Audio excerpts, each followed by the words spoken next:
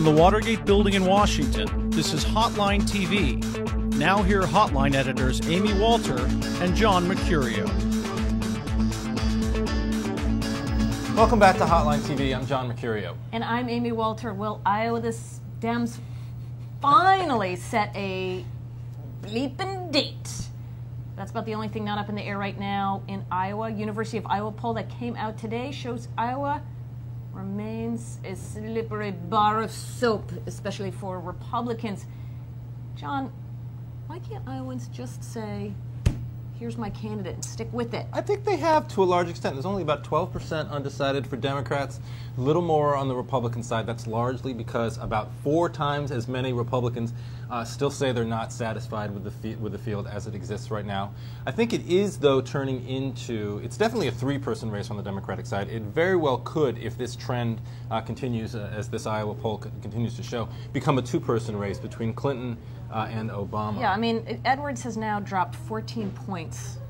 And that was after March. That's after the Iowa, the SEIU endorsement. This is after all the SEIU, after the new, like, this is the new me, I'm coming out, I'm swinging. Right. I don't know if that's part of the problem or just that Iowa voters pretty much decided sometime this summer that Obama, if there was going to be a candidate to challenge Hillary Clinton, it was going to be Barack Obama and not John Edwards. But that's a big, big, big problem for big Edwards. If he's not at least competitive, if he's not the top tier in Yep. Iowa, he's in big trouble. Another interesting number to look at is the disparity between Democrats and Republicans on the 2 issues, Iraq and the war on terror. 35% of Democrats think that the Iraq war is important. Just 2% say that they're concerned about terrorism. Look at the distinction between what they put into those 2 issues. On the other side, 16% of Republicans think Iraq is important, and 22% view terrorism as an important issue. That's why I think you're seeing almost 2 different debates going on between the two parties on those 2 issues. Not that you're even really seeing. No, but what's interesting is if that is so true, right, that terrorism is such a big issue,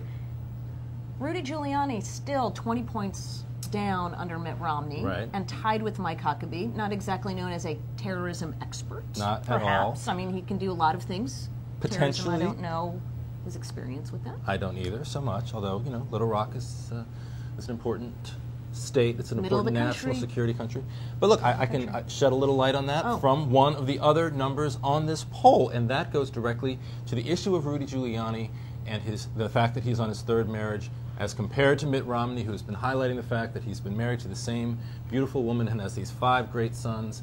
And that's become such a focus of the Romney campaign. The reason, I think the reason for that, and the reason that Giuliani faces such an uphill climb, 62% of Iowa Republican voters say that they believe that a candidate's spouse is an important factor to consider in this campaign. Only 50% of Democrats think that's the case. Mm-hmm. That's a big problem. So that's a problem for Giuliani, not so much for Romney. So here is the question. Bottom line, are we going to see Mitt Romney get anywhere? Is it, to me, it is the bigger his lead gets in Iowa, the more the conventional wisdom surrounds the fact that he's absolutely has to win the state. Right. He doesn't, or it comes close. Any one of his opponents come close, whether it's Huckabee, whether it's Giuliani or Thompson.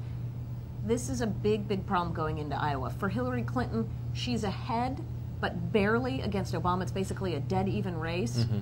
Either one of those folks can make the case for why they should move on to New Hampshire. Right. And as you pointed out, for Edwards, if he's back that far in the pack, right, he's not going to be able to move on. I think you're right. I think that the Romney storyline, the Republican storyline, becomes the race for 2nd place. It clearly does. That's what Giuliani, Huckabee, and Thompson all want the story to be. They want everybody to know how little they've invested in Iowa and how much Romney's invested. And it's true. I mean, if you look at the actual numbers of advertisements, paid staff on the ground, offices around the state, specific visits to Iowa, Romney is beating all of them by huge miles. So the race becomes for 2nd, and it's probably going to be a Huckabee-Thompson race, because I don't think Giuliani's going to compete here at all. All right, well, you know what?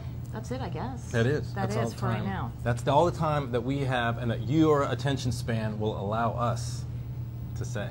Oh, I said it. It's true. That's I could, nice. we could talk forever. Yeah. Well, thanks for watching, even though we just insulted you. But